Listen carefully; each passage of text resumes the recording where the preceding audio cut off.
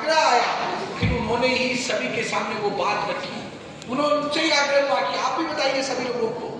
और 2 वर्ष बीते, 3 वर्ष बीते, सबको लगा कि ये निर्णय गलत हो गया, उसको वापस पलटाया। वापस पलटा करके जब निर्णय हुआ तब भी यशवंतराव जी से आग्रह किया कि आप ही राष्ट्रीय अधिवेशन में सबके सामने ये विषय रखिए, आपका विषय प्रस्तावित होगा, आप भाषण दीजिए। तो निर्णय ये सामूहिकता से होगा, निर्णय जो एक मत बनेगा उसके आधार पर होगा, और जो निर्णय है वो टोली करेगी, वो व्यक्तियों का संच करेगा, वो विचार करेगा, और जो वो विचार करेगा वो सबके लिए निर्णय होगा।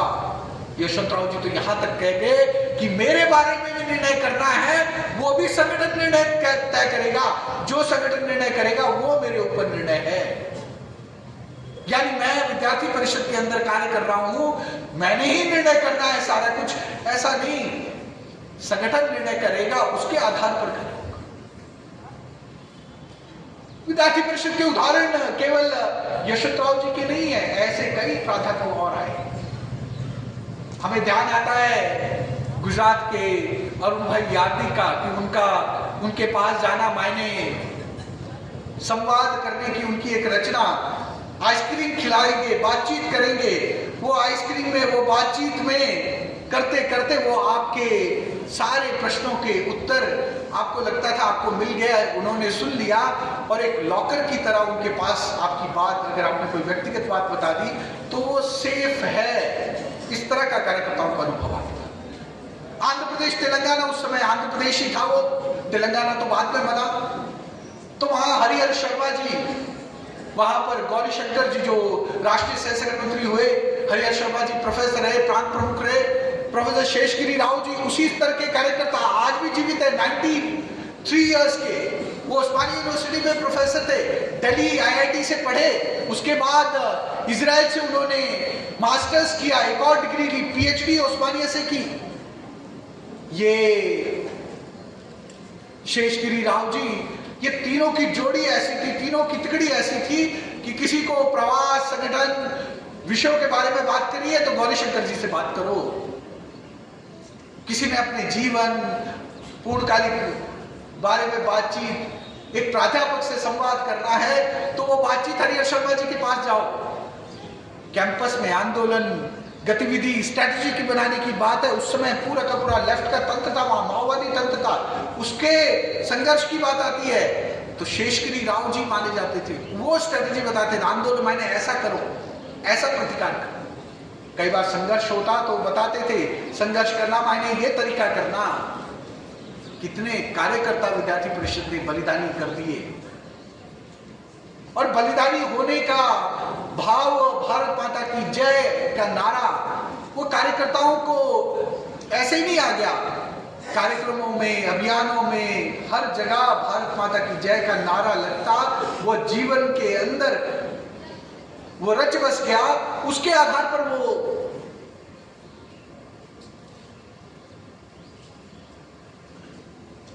एक एक कार्यकर्ता का जीवन की पंक्ति बन जाता। आप देखते हैं कि ये कार्यकर्ता संघर्ष कर रहे हैं, आंदोलन कर रहे हैं।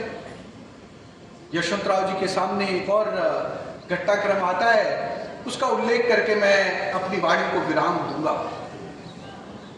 यशवंतराव जी के सामने एक कार्यकर्ता, मुंबई के कार्यकर्ता, साठे कॉलेज नाम का एक कॉलेज है, विले पार्ले नाम की जगह पर है। उस कॉलेज के अंदर छात्र संघ के चुनाव होने वाले थे, सारे विद्यार्थी वहां पर थे, तैयारी चल रही थी।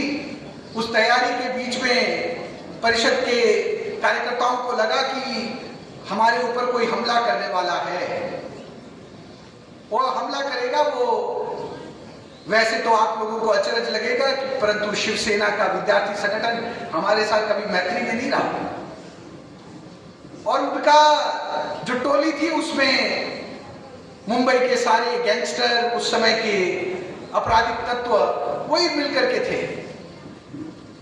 उन लोगों ने अपनी एक पूरी टोली बुला ली और उसकी रचना लगा करके रखी, तो लगा कि अपने कार्यकर्ताओं के ऊपर हमला कर लेंगे। परिषद के कार्यकर्ताओं ने भी योजना की और अलग अलग जगह से जुगाड़ करके व्यक्तियों को आग्रह करके बुला लिया। वो चुनाव हो गए, कोई घटना नहीं हुई, कोई झगड़ा नहीं हुआ, दोनों तरफ शक्ति थी। यह देख करके दोनों अपनी अपनी ओर गए। कार्यकर्ता कार्यालय पहुंचते हैं। यशवंतराव जी शाम के समय में वहां पर बैठे हैं। यशवंतराव जी के सामने कार्यकर्ता बैठे हैं, बात कर रहे हैं। बात करते करते इन कार्यकर्ताओं ने यशवंतराव जी को बताया कि देखिए कैसे करके हमने उनको छका दिया, वो हमारे पे हमला करने आए थे और हमने पूरी रचना करके रखी और कोई झगड़ा नहीं हुआ और वो निकल गए कैंपस से और हम उस छात्र संघ के अंदर विधायक परिषद के कार्यकर्ता चुनाव भी जीते।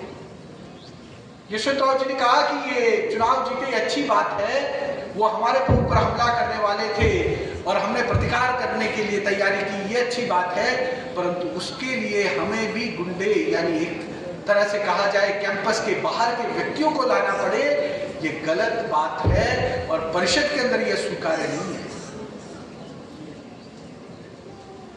ये बात बोलते ही उस पूरी बैठक में बैठे हुए कार्यकर्ता सन्ना होकर के बैठ गए।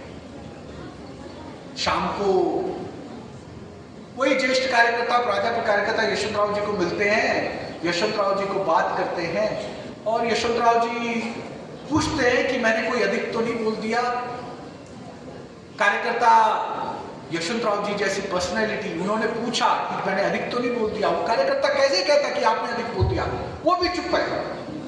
फिर यशवंतराव जी बोलते हैं कि मैं कैसे अनुमति दे दूं कि जिसमें थोड़ी सी स्खलन है, थोड़ा सा कमी है, जो कि उस गुणवत्ता का नहीं है, जो उस मर्यादा का नहीं है, जो व्यवहार में सबसे उत्कृष्ट नहीं है, उससे एक कदम भी नीचे है, मैं उसको कैसे अनुमति दे दूं।